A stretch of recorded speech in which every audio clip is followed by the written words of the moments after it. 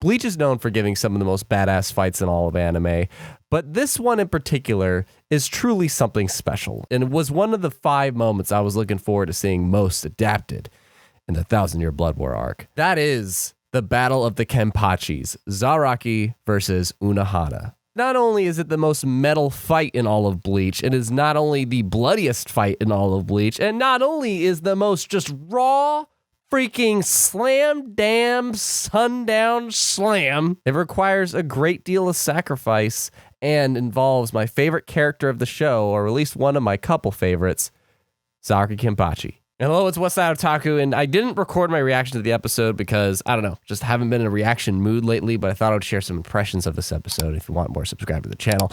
But yeah, this battle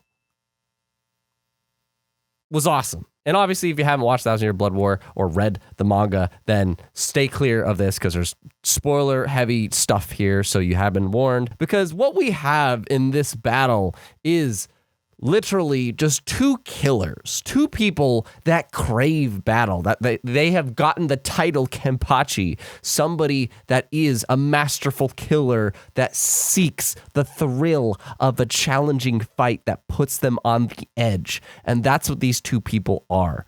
But what we learn in this fight and getting the backstory of is that all these years, all this time, the hype man himself, Zaraki Kenpachi, the man that literally became a freaking captain of the Gotei 13 without any kind of Shikai or Bankai. It is just raw him. He managed to take out the previous captain and became a captain without any of that junk. He has been held back all these years subconsciously, and that is because this killer made him want to do that. Unohana experienced something similar way back, which is finding a challenging opponent, finding somebody that could satisfy her boredom, as she was one of the original captains of the Gotei 13, and she just couldn't find anybody that she could swing blades at multiple times and actually put her life in danger. And the day that she found this boy, this kid that actually could do it, the biggest tragedy of her life happened, which is he didn't want the battle to end. He didn't want to ever be too strong.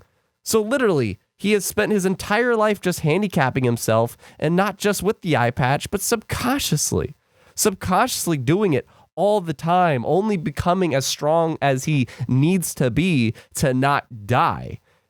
And that is because the thrill of the fight. Kenpachi has always been my favorite male character of Bleach, and that's just because of how the man loves the challenge. He's absolutely reckless. He's absolutely violent. He doesn't think with his head, but the boy is somebody that just wants a good-ass fight. He doesn't need to be the strongest. He just wants to fight the strongest and not for it to be a piece of cake. And that simple premise to this badass character has been so fantastic to see. And as a character that's always seemed super flat, super not, emotionally interesting, and somebody that has the contrast of a cute little girl as his lieutenant, there's been interesting character designs about Kenpachi, but nothing that emotionally attaching to him. He is a good guy at heart at moments when we see it, even though he doesn't mean to be. He just kind of is sometimes. It is only now in this fight that the hype man himself, the dude that fought at a freaking top 5 Espada and was like, I guess I should use both hands now. I can't believe it. This is the fight to finally give the hype man some context, some depth. And that is ever since his first time finding somebody that could actually match his power, that could actually pose him a threat, he decided to continuously lower himself to make sure he is never strong enough to beat her. He doesn't want the one person in the world that could give him a strong-ass fight to die. He doesn't. And he's always admired this person too, which is something weird. This is literally the only fight of the whole series. Kenpachi just goes in without his blindfold. He literally knows this person. The first person he has ever actually found as an opponent that he couldn't beat. It's because he didn't want to beat her. But now he is forced to finally face her and either die facing her, or Unohana's plans is to keep on putting him through just a hell, but in his mind, actually, a heaven of a continuous battle that is literally Unohana breaking his subconscious limitations that he's put on him all his life to make him become the dude he once was. The other thing that's cool about this fight is that it's an analogy of what a lot of us do to us as we grow up. Something happens to us, or we experience something, just some kind of seed is planted when you are a child that makes you not able to be the person that you are truly meant to be. There's some kind of limiter there that stops us all, that we have to either come to terms with, to forgive, to break through. And this is the only way that anybody can do it with freaking Kenpachi, Zaraki. And that is to constantly put him at the edge of death. It's the most metal concept of a fight, and that's why I love it. I had a friend message me like, it wasn't as good as the manga. I'm like, dude, they did the concept great. I don't know what you're talking about. It was a lot faster, I will say that. Than the manga, it's a lot faster of a fight, at least I feel, but it's still there. The second Unohana does her freaking Bankai, that presentation, oh my God. Speaking of presentation, the music in this episode, there's other stuff that happens in it, but I'm just talking about this fight alone. There's so much new music in this fight, and I freaking love that. I love that every significant fight in the Blood War arc animated has given us new music. And this fight in particular, they bring up so much just tragic, yet it's mostly tragic. Because you know this is all building up. Unohana knows in order for Kenpachi to be the version of himself that is going to be Soul Society's best weapon, he has to kill her. He has to do it. He has to beat her. She's the thing. She's the thing that's always held him back all of his life. And she didn't mean for that to happen, but she is. And they both have done things to keep enjoying the fight. He kept putting handicaps on himself. She kept learning things to heal herself. They wanted to both stay alive to keep fighting.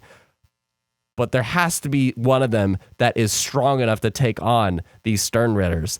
And she knows that that's going to be Zaraki. Presentation of this fight was great. I thought it was great, but it's more so the concept of the fight itself, to literally be a physical breakthrough that Kenpachi is doing to literally the childhood self that put those limiters on him. And I just think that's metal as fuck. And then the fight just goes freaking Millennia or whatever from Elden Ring. I forget the name, but yeah, just blood. You're just going to be fighting literal blood. The idea of just blood being somebody's Bankai for a character that we've always seen as such like an innocent healer, but then it just completely, her image got totally broken. No, she became a healer just to keep herself alive, and she was using it for Soul Society very well. But dude, she goes into that Bankai and it's just literally blood. I murder her. It's such an image break. Kenpachi did it. And it came with absolute great sacrifice. Like the cost of this, yes, we created somebody that is incredibly strong and is no longer limited at the cost of another great captain. And the last of the original captains too, which is kind of the really tragic part. But then we hear it. We hear Kenpachi's blade finally talking to him.